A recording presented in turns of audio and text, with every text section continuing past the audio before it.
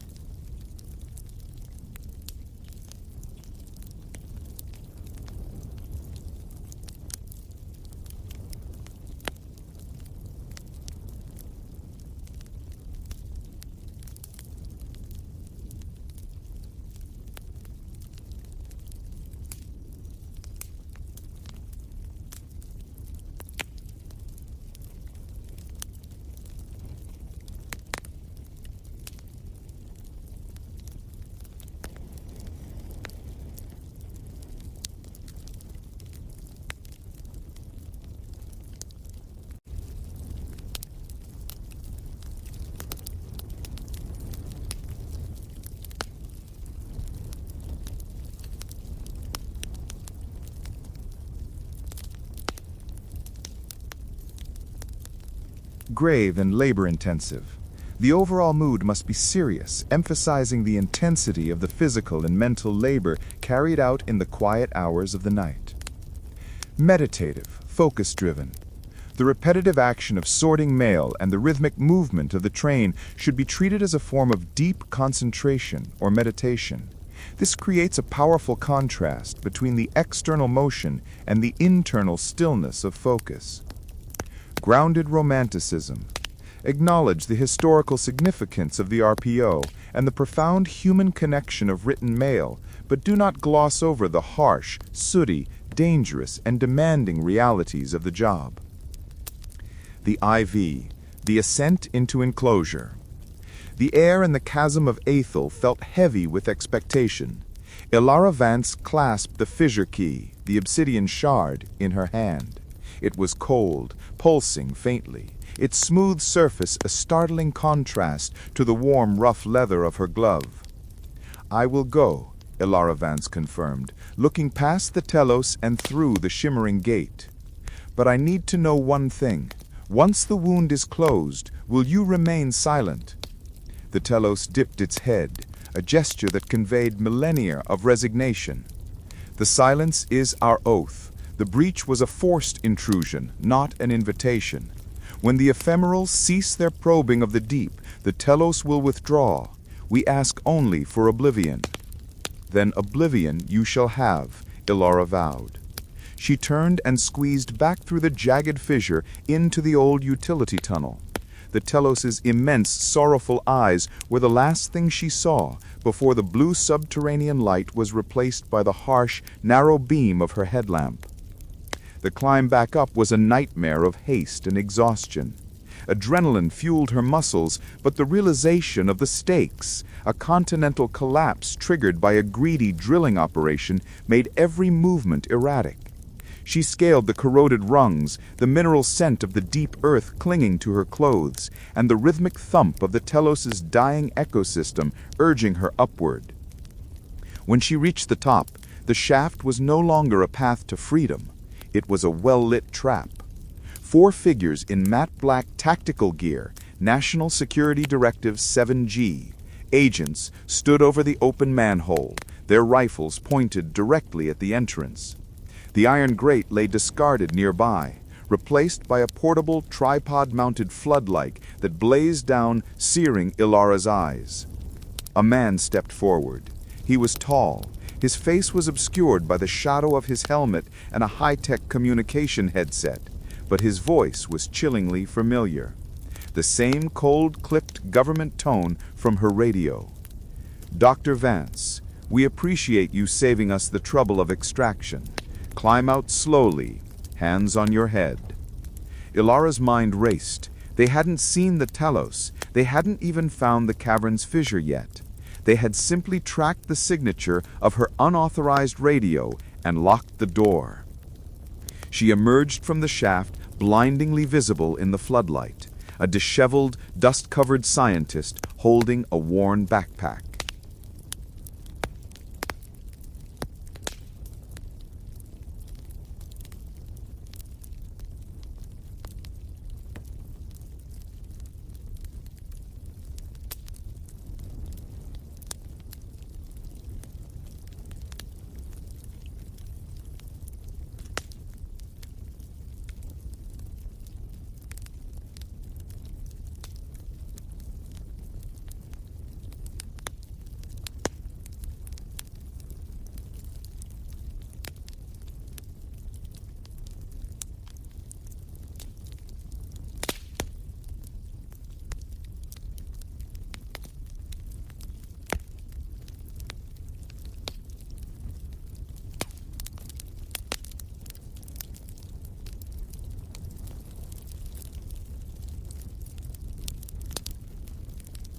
Grave and labor-intensive. The overall mood must be serious, emphasizing the intensity of the physical and mental labor carried out in the quiet hours of the night. Meditative, focus-driven. The repetitive action of sorting mail and the rhythmic movement of the train should be treated as a form of deep concentration or meditation. This creates a powerful contrast between the external motion and the internal stillness of focus. Grounded romanticism.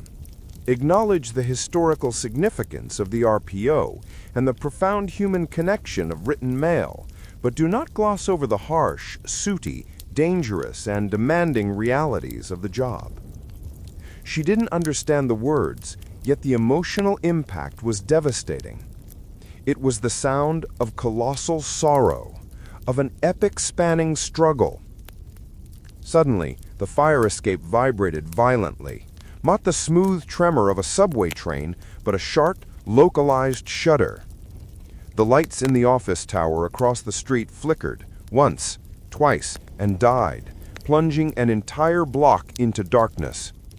A distant, muffled siren wailed, immediately cut short, as if someone had slammed a door on it. The rhythmic thump below her feet became frantic. Then, the whisper in her earpiece didn't sing, it screamed, a high, ultrasonic shriek that felt like needles plunged into her inner ear, forcing her to rip the headphones off and clutch her head. When the world stopped spitting and the residual ringing began to fade, the air above the city had changed. The oppressive humidity was replaced by a metallic, mineral scent, like freshly exposed ore. And the whisper was gone. Utter silence. The deepest, most unnerving silence she had ever encountered. Ilara looked down at the street. The flowing traffic of yellow cabs was now a chaotic sculpture of abandoned metal. Drivers had spilled out, looking around in confusion. The entire street grid was paralyzed. She looked to the east, toward the harbor. A pale, flickering phosphorescence, a sickly subterranean blue, was visible pulsing from a deep, utility access grate near the docks, the kind that led to forgotten sewer lines and utility tunnels. The forgotten world beneath America was no longer a theory. It was breaking the surface. Ilara knew, with a chilling certainty, that this was not a seismic event. It was an emergence. And she was the only person who had listened close enough to hear the alarm. 2. The cartographer's descent. The grate was secured with 2 heavy-duty locks. Ilara, a woman of science, had long since realized that true discovery often required the skills of a thief. She produced a lock-picking set from a cleverly concealed pocket in her bag, a necessary precaution when dealing with government property, and in 3 expertly quiet minutes, the rusted tumblers clicked open. She pulled the heavy iron lid aside, revealing a gaping black maw that smelled of mildew, ozone, and something metallic, like burnt electrical wiring mixed with raw earth. The blue light pulsed from 20 feet below, illuminating a narrow, vertical shaft with corroded ladder rungs. Before descending, Ilara activated her Subterranean Environmental Scanner, SES, a device cobbled together from military surplus gear and her own custom software. It was designed to detect non-standard atmospheric and energetic signatures. The readout was alarming. Atmosphere: high concentration of unknown gases, high oxygen depletion. Temperature: an unusual rise, localized to the shaft. Energy signature: gamma delta wave flux, an energy type previously only hypothesized in deep Earth models. This isn't a forgotten sewer line, this is a chimney, she thought. She strapped on her headlamp, fixed the recorder to her shoulder, and began the perilous descent. Each rung was a gamble. The air grew immediately heavier, the mineral scent overpowering. After 10 feet, she was enveloped in pitch darkness, the beam of her lamp swallowed by a seemingly endless void. "Focus, Ilara," she coached herself. "You've been waiting for this." She reached the bottom with a crunch of gravel and broken concrete. She was in a vast, cylindrical tunnel, a forgotten piece of New York's infrastructure, perhaps a colonial-era cistern or a failed subway expansion. It stretched left and right into the darkness, but her eyes were drawn forward. The pulsing, sickly blue light originated from a fracture in the far wall, a jagged tear in the brickwork about the size of a manhole. She approached the fissure slowly, her SES unit buzzing frantically in her hand. The temperature near the wall was searing. Peering through the gap, she saw not dirt, but a cavernous space beyond, a chamber of impossible scale. The blue light came from below, illuminating ancient cyclopean stonework. The architecture was not of human design. It was organic, massive, and utterly alien. The stones were too large to have been quarried by any terrestrial civilization. They were fused, almost grown together. Grave and labor-intensive. The overall mood must be serious, emphasizing the intensity of the physical and mental labor carried out in the quiet hours of the night while the city sleeps. Meditative, focus-driven. The repetitive action of sorting mail and the rhythmic movement of the train should be treated as a form of deep concentration or meditation. This creates a powerful contrast between the external motion and the internal stillness of focus. Grounded romanticism. Acknowledge the historical significance of the RPO and the profound human connection of written mail, but do not gloss over the harsh, sooty, dangerous, and demanding realities of the job. Ilara ran across the rooftops, guided only by the distant, aggressive glare of industrial lights concentrated near the harbor docks, the site where the drilling had likely commenced.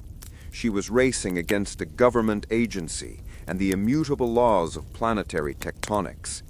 She dropped into a dark, abandoned warehouse complex near the docks, the air thick with the smell of brine and decay.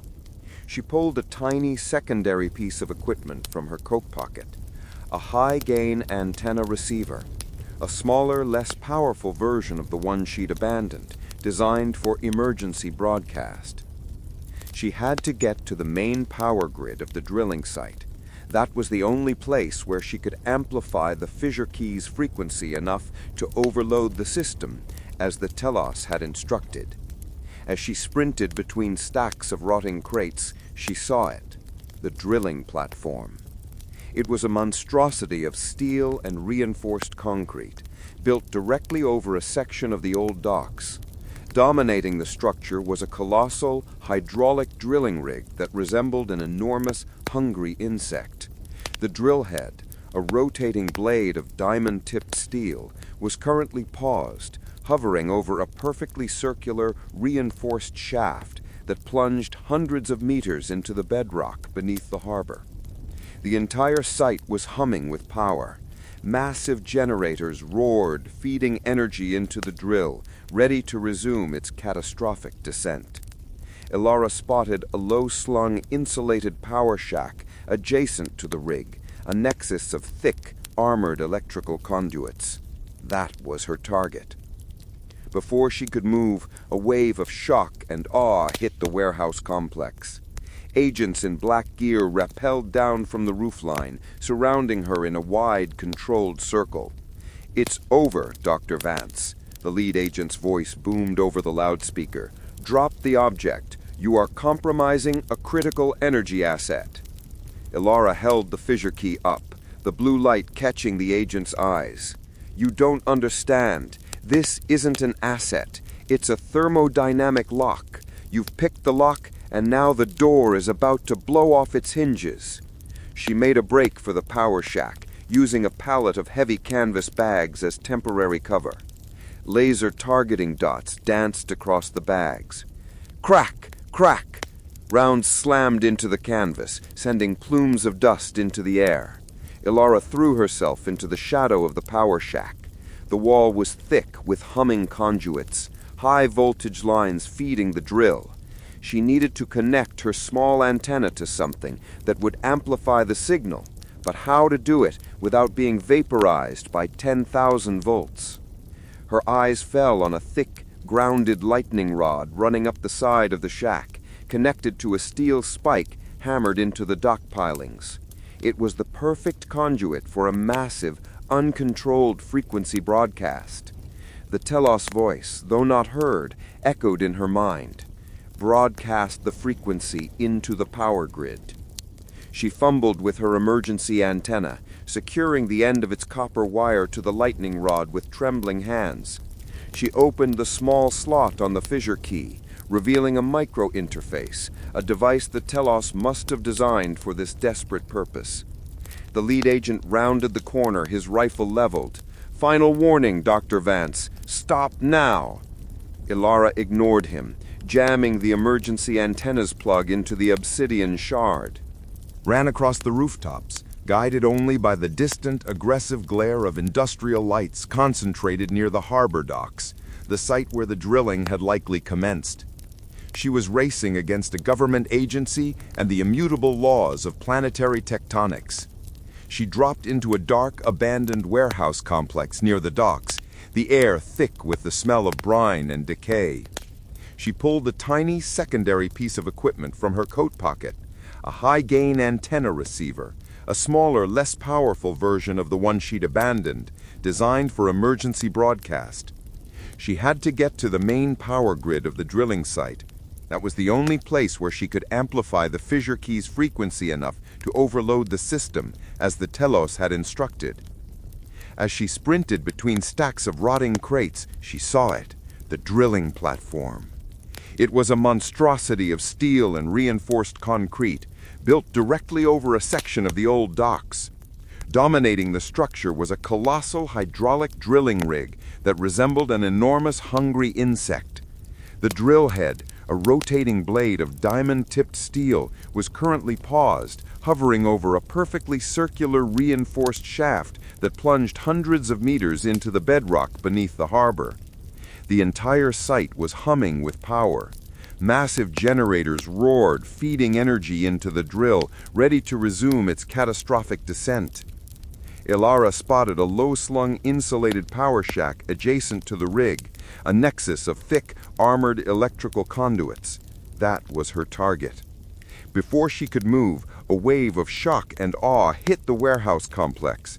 Agents in black gear rappelled down from the roofline, surrounding her in a wide, controlled circle.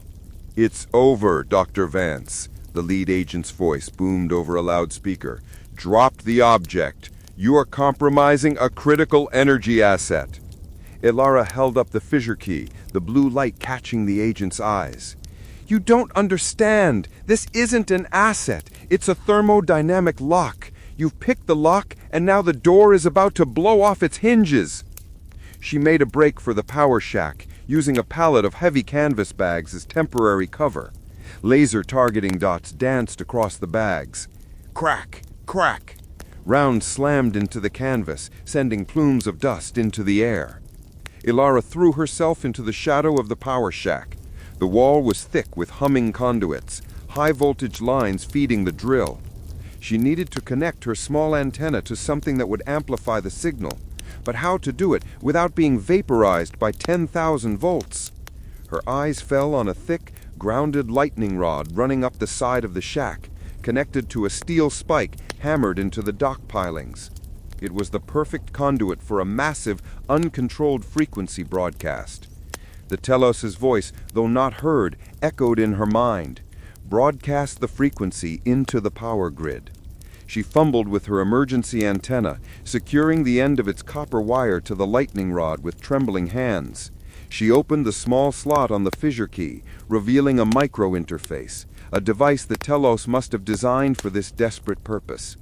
The lead agent rounded the corner, his rifle leveled. "Final warning, Dr. Vance. Stop now." Ilara ignored him, jamming the emergency antennas plug into the obsidian shard. Grave and labor-intensive. The overall mood must be serious, emphasizing the intensity of the physical and mental labor carried out in the quiet hours of the night. Meditative or focus-driven. The repetitive action of sorting mail and the rhythmic movement of the train should be treated as a form of deep concentration or meditation. This creates a powerful contrast between the external motion and the internal stillness of focus. Grounded romanticism. Acknowledge the historical significance of the RPO and the profound human connection of written mail, but do not gloss over the harsh, sooty, dangerous, and demanding realities of the job. 7. The aftermath and the new battle. The smell of ozone and burnt copper hung heavy over the dockyard, mingling with the perpetual scent of brine. Total silence had replaced the roaring generators, the crack of gunfire, and the mechanical scream of the dying drill. The centerpiece of the chaos was the dome, a sleek, utterly silent black obsidian monument rising 2 stories high. The lead agent, his helmet light sweeping frantically over the smooth, unyielding surface, finally regained his voice. "Containment breach. Initiate Protocol 027. Seal the docks. No media contact. I want an orbital scan and a ground-penetrating radar sweep on this thing within the hour." His voice was ragged, the clipped government tone replaced by raw desperation. Ilara used the moment of official panic. She was a scientist, not a soldier, but she knew the terrain, and crucially, she knew their immediate weakness, the need for secrecy. She slipped away from the water's edge, moving along the shadows of the dock pilings. The agents were focused entirely on the dome. Their entire military paradigm was broken by a sudden eruption of geological self-repair. They were trained to fight people, not planetary thermodynamics. the seismographer's gambit. Ilara found refuge beneath a massive overturned fishing trawler, its hull a shield against the sweeping helmet lights. She pulled out her one remaining functional piece of gear, a cheap prepaid burner phone she'd hidden in a lining of her boot. The thought of contacting the media felt right, but she needed to be smarter. The media would be instantly debunked, and she'd be labeled a fanatic. She needed an anchor. She needed proof that could survive being blackfiled. Her fingers flew across the tiny keyboard, ignoring the tremor in her hands. She targeted two people: Dr. Alistair Finch, her former geology professor, a man with a notorious aversion to government secrets and a healthy skepticism of everything. He had enough credibility to demand a peer review. Senator Evelyn Chen, a powerful member of the Senate Oversight Committee, known for her relentless pursuit of government overreach and her own distrust of Directive 7G's funding. She didn't send photos or descriptions. She sent two simple encrypted data packets. To Finch, a compressed, high-resolution spectral analysis of the Telos Obsidian before the collapse, including the unique 3.5 Hz harmonic signature of the Whisper. Check the deep core sonar logs for Aethel anomaly. Code Oblivion. To Chen, the precise GPS coordinates of the new Obsidian Dome on the harbor docks, and a single chilling message. Unauthorized use of public funds caused continental shelf fracture. See coordinates. Demand an immediate environmental audit of Directive 7G's assets. She crushed the burner phone under her boot heel and stood up. The silence of the dome felt both protective and damning. Confrontation on the docks. As she emerged from the shadows, she was immediately spotted. The lead agent, his sidearm now drawn, wheeled toward her. His helmet lights fixed her in a searing white beam.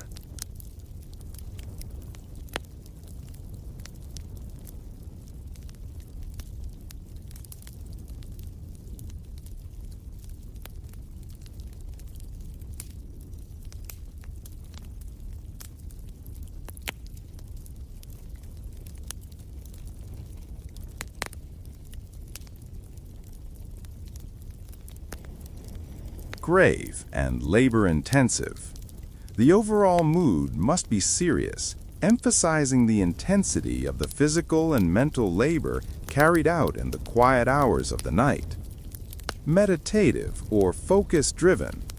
The repetitive action of sorting mail and the rhythmic movement of the train should be treated as a form of deep concentration or meditation. This creates a powerful contrast between the external motion and the internal stillness of focus. Grounded romanticism. Acknowledge the historical significance of the RPO and the profound human connection of written mail, but do not gloss over the harsh, sooty, dangerous, and demanding realities of the job. Dr. Vance, hold it. Ilara stopped, her hands raised, no longer attempting to run. The moment for reckless flight was over. The moment for calculating survival had begun. "It's finished, Agent," Ilara said, her voice tired but firm. "Your drilling is stopped. The collapse is averted. Now you have a massive, non-terrestrial geological anomaly sitting on public property. Congratulations, you've traded one disaster for a PR nightmare."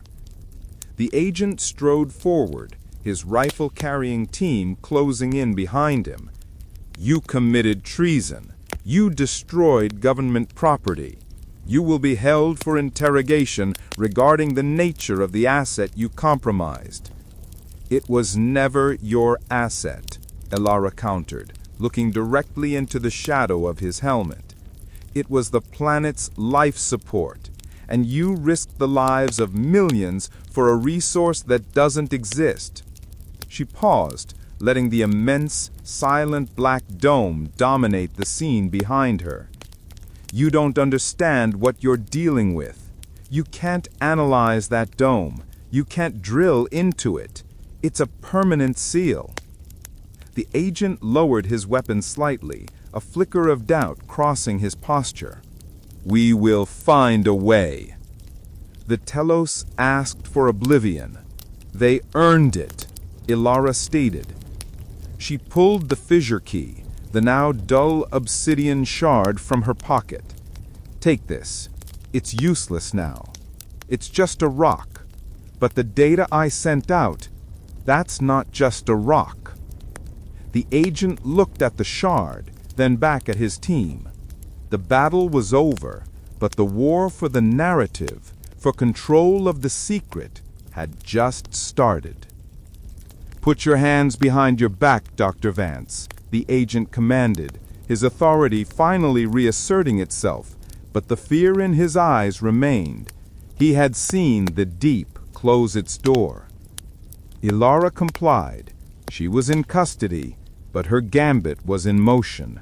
Her small encrypted messages were already traveling through satellites, landing on the desks of the only two people who might be able to challenge the power of Directive 7G. The forgotten world was silent, but the silence on the surface would not last. What happens next? Do the agents successfully contain the secret? Or does Dr. Finch or Senator Chen manage to use Ilara's data to expose the Telos's existence? Grave and labor-intensive. The overall mood must be serious, emphasizing the intensity of the physical and mental labor carried out in the quiet hours of the night. Meditative, focus-driven. The repetitive action of sorting mail and the rhythmic movement of the train should be treated as a form of deep concentration or meditation. This creates a powerful contrast between the external motion and the internal stillness of focus.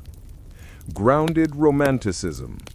Acknowledge the historical significance of the RPO and the profound human connection of written mail, but do not gloss over the harsh, sooty, dangerous, and demanding realities of the job. The desert, they say, is a place where sound goes to die. But for Dr. Aris Thorne, a disgraced acoustician with a penchant for the impossible, the Nevada desert held the secret to a phenomenon known only in whispers, the Obsidian Hum. Aris sat in his beat-up pickup truck, the dust of the Extraterrestrial Highway, State Route 375, coating his windshield like a layer of ochre talc. His dashboard was a tangle of wires, microphones, and spectrum analyzers.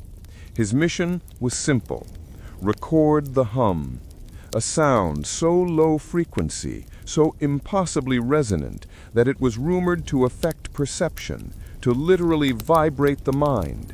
A sound that, according to the cryptic forum posts that led him here, originated near a place even more notorious than Area 51, the echo chamber of Nevada. He unfolded a brittle, hand-drawn map, not a map of roads, but of geological anomalies and magnetic distortions. The coordinates led to a canyon system tucked deep within the Groom Range, miles from the nearest fence or, warning, use of deadly force authorized sign. Gopan Stan, secret location, the map had scrawled in faded ink next to a red X. He parked the truck near a jagged outcrop, hauling his custom-built parabolic microphone and recording gear. The silence of the afternoon was oppressive, broken only by the rasp of his boots on the shale. He set up the equipment, pointing the enormous dish toward the mouth of a narrow, heat-shimmered gorge. For 3 days he recorded nothing but wind, the chirping of crickets, and the drone of passing military jets, the predictable noise of a top-secret testing ground. On the 4th night, however, something shifted. He was fast asleep in his truck when the sound hit him. It wasn't loud, it was massive. It bypassed his ears and went straight for his chest, a deep throbbing pressure that felt like the Earth's own heartbeat. His recording meters went wild, spiking into the red line on frequencies he didn't even know his equipment could register. Aris scrambled out, heart hammering. The air felt thick, vibrating. He looked toward the gorge. The canyon walls seemed to be subtly shimmering in the moonlight, reflecting the low-frequency energy. Shobdo, sounds. It was more than sound. It was acoustic gravity. He checked his recorder, fingers trembling. The sound wave he'd captured was perfect, symmetrical, and horrifying. It held the fingerprint of something deliberately constructed, not naturally occurring. The myth was real, but it wasn't a natural anomaly. It was a signal. And then he saw the figure. Standing at the mouth of the gorge, silhouetted against the night sky, was a person dressed in dark tactical gear. They were holding what looked like a rifle, but the barrel ended in a wide circular muzzle, a sound cannon. The figure turned slowly, their helmet visor catching the faint light. They were looking directly at Aris's position. Rohosho, mystery, had just turned into a threat. Part 2. The Descent into the Chamber. The figure, tall and inhumanly still, was a sentinel of the secret. The silence that followed the deep, earth-shaking hum was even more terrifying, thick with menace. Aris didn't hesitate. He knew the protocol for encounters in these restricted zones. Don't engage. Don't stop. Survive. He slammed the truck into reverse, spinning the wheels in the loose shale. The parabolic microphone dish, too large to be quickly dismantled, shuddered and fell with a clang, a sacrifice to his escape. He didn't look back. The tactical figure raised the weapon, the sound cannon, but instead of a blast, Aris felt a swift, sharp pulse, like a boxer's blow to the solar plexus. The engine sputtered, momentarily dying. He swore under his breath, frantically turning the ignition.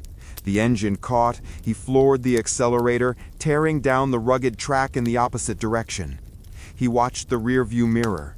The figure was now running, surprisingly fast, a dark silhouette against the vast, star-pricked canvas of the Nevada night. They weren't trying to shoot him. They were trying to corner him. They wanted the recording, not a public spectacle. Aris drove a mile before cutting the engine and coasting into the shadow of a large, flat-topped butte. He grabbed the small encrypted SSD drive containing the hum data and his secondary analyzer. He had to go back. His mind was racing, fueled by adrenaline and the sheer audacity of what he'd just witnessed. The myth wasn't about aliens. It was about acoustic warfare, and he had the evidence. He consulted the hand-drawn map again, the one marked Gopan Stan. The coordinates weren't just a point on the surface. They pinpointed the exact geological nexus that amplified the Obsidian Hum. If the sound was manufactured, the machinery had to be deep beneath that gorge. The echo chamber had to be an underground facility. He began the trek back on foot, sticking to the shadow lines, his boots silent on the packed sand. When he reached the abandoned parabolic dish, the tactical figure was gone, but a patch of ground near the canyon mouth had been freshly disturbed. Using his analyzer, now functioning as a high-sensitivity geophone, Aris scanned the anomaly. Beneath the surface, the rock had been systematically excavated and replaced with reinforced concrete and metal. The faint residual vibrations from the hum led him to a seamless section of the canyon wall. He ran a small handheld ultrasonic scanner over the rock face. A thin, almost invisible seam appeared on the screen, a camouflaged hatch sealed magnetically. He needed a weak point, a resonant frequency to momentarily disrupt the locking mechanism. He quickly calculated the necessary frequency based on the metal's known density and the magnetic shielding's thickness.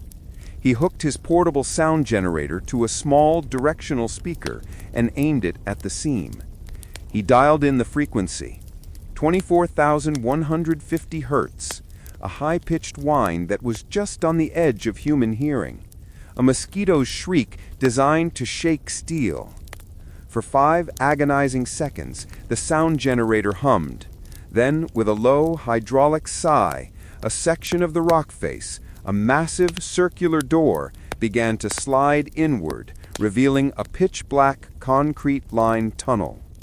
The air that rushed out was cold, metallic, and carried a faint, disturbing hint of the Obsidian Hum. Aris slipped inside. The door sealed behind him with a resonant thud that echoed far down the shaft. He was now sealed within the true echo chamber. He switched on his helmet light. The tunnel walls were not smooth. They were lined with geometric sound-dampening foam, interspersed with large metallic resonance panels. The floor was ribbed. Every step Aris took felt subtly wrong, his spatial awareness immediately compromised. He was deep inside, a trespasser in a sound-engineered prison. Suddenly, a low, barely perceptible thrum began in the floor beneath his feet. It wasn't the hum, but a pulse. His ears popped. He checked the analyzer. The tunnel was being flooded with carefully calibrated standing waves designed to induce vertigo and spatial confusion. Acoustic traps. He stumbled, the walls seeming to swim before his eyes. The sound wasn't damaging, but it was disorienting, and it was accelerating. The Hroshosho mystery of this place was the human mind. Suddenly, a low, barely perceptible thrum began in the floor beneath his feet. It wasn't the hum, but a pulse. His ears popped. He checked the analyzer. The tunnel was being flooded with carefully calibrated standing waves designed to induce vertigo and spatial confusion, acoustic traps. He stumbled, the walls seeming to swim before his eyes. The sound wasn't damaging, but it was disorienting, and it was accelerating. The Rohoshio mystery of this place was the human mind itself, and he was being studied and hunted within its labyrinth. He had to get to the core. He had to find the source of the Obsidian Hum before the walls of the echo chamber claimed his sanity. Part 3. The Experiment. The tunnel's deliberate acoustic traps were relentless. The air vibrated with infrasonic waves, frequencies below 20 hertz that the human ear couldn't detect, but the body registered as pure dread. Aris felt his stomach revolt, his vision blurring at the edges. This wasn't merely a deterrent, it was a calibrated psychological weapon designed to destroy the intruder's will before they met any resistance. He realized the genius and the horror of the design. The facility itself was a living, breathing instrument of control. The sound-dampening panels lining the corridors were not to keep sound in, but to perfectly tune the waves being generated. He was moving through the neck of an enormous, subterranean acoustic horn. Aris pressed his palm against a metallic resonance panel. It was cold, yet thrummed with residual energy. He quickly adjusted his analyzer to filter out the most damaging infrasonic frequencies, creating a narrow, audible buffer zone around himself. It provided relief, but the deeper he went, the more overwhelming the residual energy became. The tunnel ended abruptly in a massive, breathtaking space. Aris stopped at the threshold, his helmet light cutting through the cavernous darkness. The core room. This was the true echo chamber. It was a dome, perhaps 200 feet across, carved from the bedrock, its interior lined not with rock, but with thousands of interlocking obsidian black panels. The geometry was flawless, a perfect acoustic shape designed for total and undampened resonance. The entire chamber was engineered to be the purest sound environment on Earth. In the center of the dome stood the source, a colossal metallic torus, perhaps 30 feet high, humming with barely contained power. A network of high-tension cables snaked from the torus to control consoles arranged in a circular gallery overhead. This wasn't alien technology. It was a bleeding-edge terrestrial Tesla resonator, built for one purpose: to generate the Obsidian Hum. Aris scrambled up to the control gallery. The primary consoles were dark, but one auxiliary monitor glowed green, displaying a static menu: Project Siren, log files. His hand shook as he accessed the files. The search results from the desert had given him the name. Now he had the details. Log 104A. Date 2025.12.12. Subject: waveform synthesis. Objective: creation of the A7 modulated infrasonic carrier wave, the AYAW. Hum. Status: complete. Result: stable resonance achieved. Frequency chosen: new 7.8 Hz, max effective modulation. Preliminary field testing initiated in the N3 sector. Aris's mind reeled. 7.8 Hz. This specific frequency was known in his disgraced research community as the Schumann resonance, a natural electromagnetic pulse of the Earth, often associated with altered states of consciousness. They weren't just creating noise. They were hijacking the Earth's natural frequency to modulate human emotion. He dove deeper into the files, ignoring the faint metallic scent of ozone and fear in the air. Log 221C. Date 2026.01.20. Subject: wide area deployment test. Objective: assess population effects in unsuspecting population clusters, R1-T4. Method: subaudible broadcast of A7 carrier wave combined with subliminal psychoacoustic data packets. Observation: significant rise in generalized anxiety, social polarization, and long-term memory distortion recorded. The mystery, Rahosa, was solved, and the truth was worse than any UFO conspiracy. Project Siren wasn't a defense against foreign aggression. It was a tool for domestic psychological control.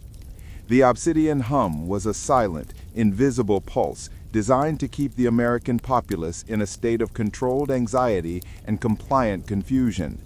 The vast, empty desert of Nevada was their sound laboratory, the ultimate Gopan Stan, secret location. A heavy thud from the tunnel entrance below tore Aris from the console. They had found the secret door. They were inside. He quickly downloaded the remaining log files onto his SSD. The tactical team's boots echoed in the throat of the tunnel. Not the chaotic sound of a confused search party, but the measured, deliberate steps of trained hunters. He was trapped in the center of their masterpiece. He looked up at the massive toroidal generator, its silent presence menacing.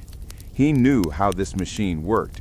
He knew how sound waves could be used not just to control, but to destroy. If he couldn't escape, he could at least make a statement. He could turn their weapon against the very facility that housed it, creating a blast of acoustic anarchy that would shake the foundations of their secret world. But first, he had to survive the men now emerging from the darkness.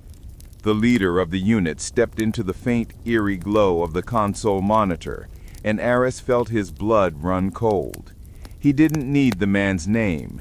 He recognized the face that had ruined his life 5 years ago. Part 4. The Final Transmission. The tactical team fanned out below, their movements precise and silent, but Aris only had eyes for their leader. The man stood with the authority of someone who owned the air he breathed, holding the directional acoustic rifle with casual readiness. "Hello, Aris," the leader's voice crackled through a helmet speaker, resonating unnervingly in the massive dome. Always chasing the impossible frequencies, aren't you? I should have known you'd follow the hum. Aris gripped the SSD drive, his knuckles white. Dr. Alistair Vance. Aris spat out the name, the years of bitterness coalescing. You didn't think I'd recognize your signature in a 7.8 Hertz waveform, the same resonant frequency you tried to publish on before the funding dried up. Funding never dried up, Aris. It was merely reallocated. You had the brilliance, but not the discipline. You wanted to heal with sound. We realized sound is far more effective when used to control.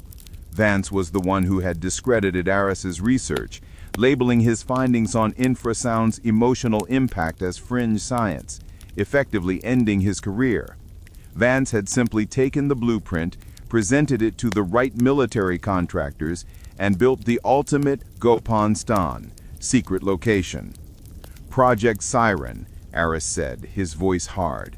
Psychological warfare against your own people, turning the desert silence into an instrument of anxiety. It's social stabilization, Vance corrected, a chilling absence of emotion in his tone. A low, steady thrum that keeps the machine running smoothly. No more chaotic sentiment. We simply filter the noise of dissent before it becomes sound. He gestured to the toroidal generator. And now you've recorded its most perfect iteration. That data belongs to us. The three tactical operatives below raised their sound cannons. Aris was trapped in the console gallery, the only exit being a sheer drop or the way he came in, now blocked. You won't get far, Aris, Vance continued, stepping onto the ramp that led up to the console. You ran your little sonic frequency to open the door, didn't you? Clever. But this place is designed to contain its own sound. You've sealed yourself in a coffin. Aris glanced from the console to the central generator. He had the recording, but if he died here, the truth would be buried with him, the ultimate unsolved Rahosa, mystery. He had to buy time. You're right, Alistair, Aris said, leaning close to the console, but his eyes were locked on the generator's wiring diagram displayed on a nearby screen.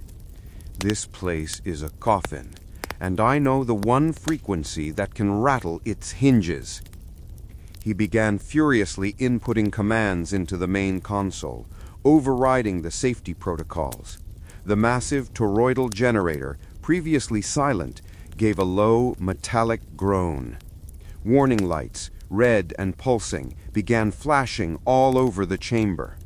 "What are you doing?" Vance yelled, abandoning his measured approach and sprinting up the ramp. Aris ignored him. He was calculating the harmonic distortion point of the chamber's acoustic panels. He wasn't aiming to detonate the machine, he was aiming for acoustic feedback. If he could flood the perfectly tuned chamber with a frequency that violently clashed with its own resonant design, the resulting energy spike would overload the main capacitors, creating a catastrophic burst of sound and light. His fingers flew across the keyboard. F max approximately equals C over 2L times 3. Maximum power. 3 times the resonant frequency. "Cease fire! Cease fire!" Vance screamed into his helmet, realizing the imminent threat. But it was too late. He hit the final command: initiate max frequency overload. The toroidal generator exploded into a blinding flash of blue-white light. It wasn't an explosion of fire, but an instantaneous massive sonic burst, a single, earth-shattering crack that hit Aris's eardrums like solid rock, even through his dampening earplugs. The force of the sound wave hurled Vance and his men back down the ramp, their high-tech gear failing instantly. The sophisticated acoustic panels lining the dome cracked and peeled off the walls like burnt paper, their flawless tuning destroyed. The entire chamber was violently rejecting the sound it was built to contain. Sparks flew as the control consoles blew out. Aris, momentarily deafened but still standing, used the chaos. He didn't wait. He scrambled past the now dark console, heading not for the tunnel, but for a maintenance access hatch he'd spotted earlier, a secondary route indicated on the log files. He didn't look back at Vance, who was struggling to rise amidst the debris. Aris plunged into the dark, narrow ventilation shaft, the SSD drive clutched tightly in his hand. The Obsidian Hum was silenced, but the recording was safe. He was on a one-way trip to the surface, determined to ensure the world heard the final shabdu, or sound, of Project Siren. Part 5. The Desert Aftermath. Aris scrambled through the narrow, unlit ventilation shaft, the air thick with concrete dust and the acrid smell of ozone from the explosion. The metallic screech of shifting rock and settling structure echoed behind him. The entire echo chamber was collapsing in on itself. He was crawling through the facility's dying breath. He followed the shaft upward for what felt like an eternity, guided only by the faint promise of starlight and the sheer desperation to survive. Finally, the shaft terminated in a small, concealed maintenance hatch, disguised beneath a tumble of desert scrub on the surface, miles from the original gorge entrance. Aris heaved the hatch open and pulled himself out, collapsing onto the cool, blessed sand. He lay there for a long moment, breathing the clean, silent desert air. The Obsidian Hum was gone. The air was still. The oppressive, manufactured dread had been replaced by the natural, awe-inspiring silence of the Nevada night. He had killed the sound. He checked the encrypted SSD drive. It was intact. The core recording of the hum, the logs detailing Project Siren, and Vance's confession of acoustic social control, it was all there. The Gopan Stan secret location might be rubble, but its truth was now mobile. Aris didn't head back to his truck.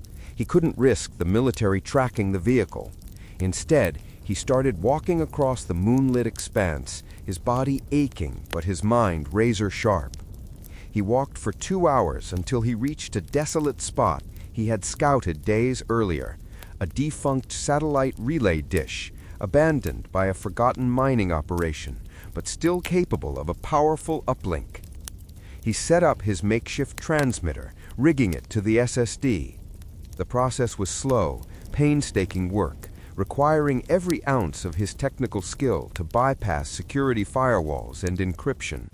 He wasn't aiming for a single news organization. He was creating a broadcast flood.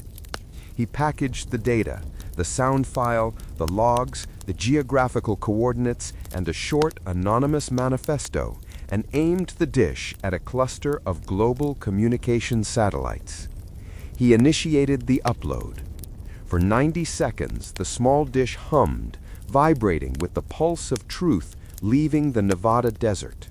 When the sequence completed, Aris dismantled the equipment, erasing any